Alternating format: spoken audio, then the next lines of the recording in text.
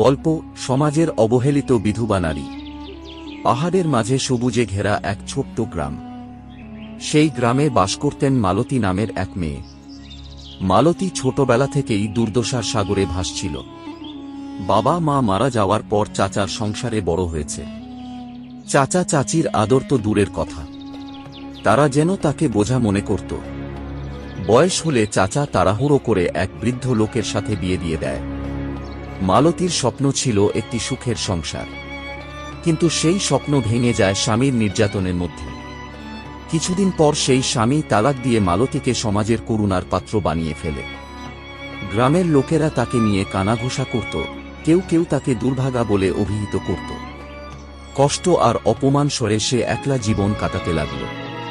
কিন্তু আল্লাহর প্রতি বিশ্বাস তার হৃদয়ে গভীরভাবে প্রথিত ছিল। সে মনে প্রাণে দোয়া করত, হে আল্লাহ, আপনি রহমান রহিম, আপনি পরম করুণাময়। রব্বুল আলামিন, আমি কষ্ট আর সইতে পারতেছি না। রব্বুল আলামিন, আপনি আমাকে এই কষ্ট থেকে, এই যন্ত্রণা থেকে মুক্তি দিন। আপনি আমার জীবনে এমন একজন মানুষ ব্যবস্থা করে দিন, যিনি আমার দুঃখ কষ্ট বুঝবে, আমাকে ভালোবাসবে এবং আমার প্রতি ন্যায় বিচার করবে। মালতীর পাশের গ্রামে বাস করত রাজু নামের এক যুবক।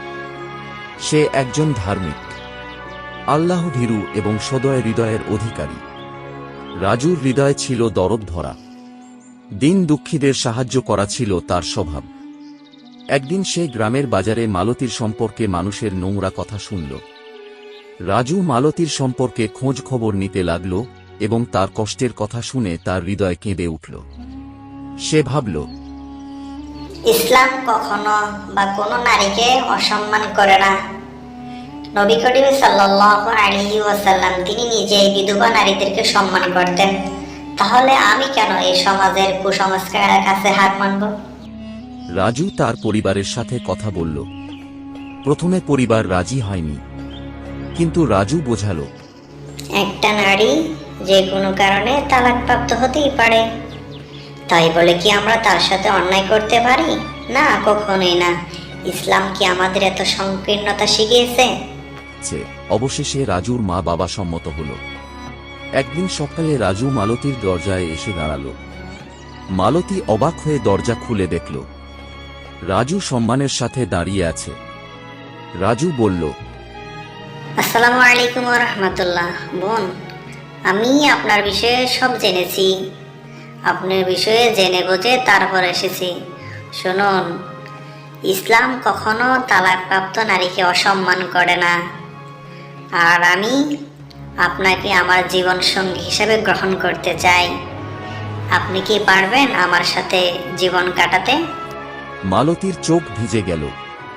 এতদিন যে সমাজ তাকে অপমান করেছে, অবহেলা করেছে, আজ সেখানে একজন মানুষ তাকে সম্মান দিয়ে বিয়ের প্রস্তাব দিচ্ছে।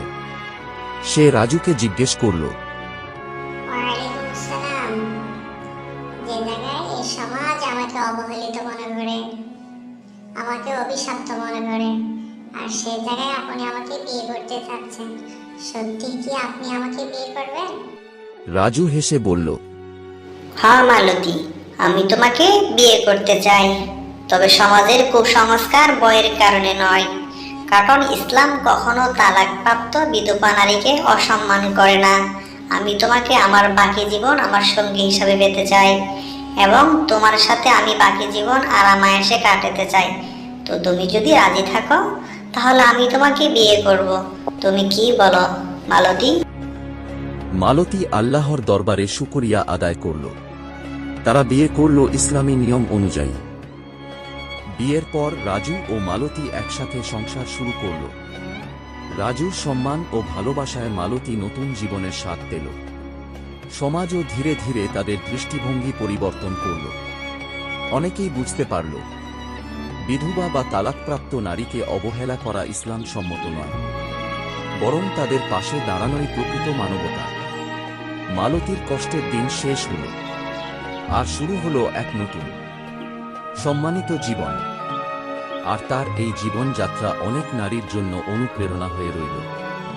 এই গল্প থেকে আমরা যা শিখলাম, ইসলাম কখনোই কোনো নারীকে ছোট করে না, বিধবা বা তালাকপ্রাপ্ত নারীদের প্রতি সহানুভূতিশীল হওয়া উচিত। আল্লাহর প্রতি বিশ্বাস থাকলে তিনি উত্তম ব্যবস্থা করেন। নতুন নতুন ভিডিও পেতে সাবস্ক্রাইব করুন এস বাংলা অ্যানিমেশন চ্যানেল।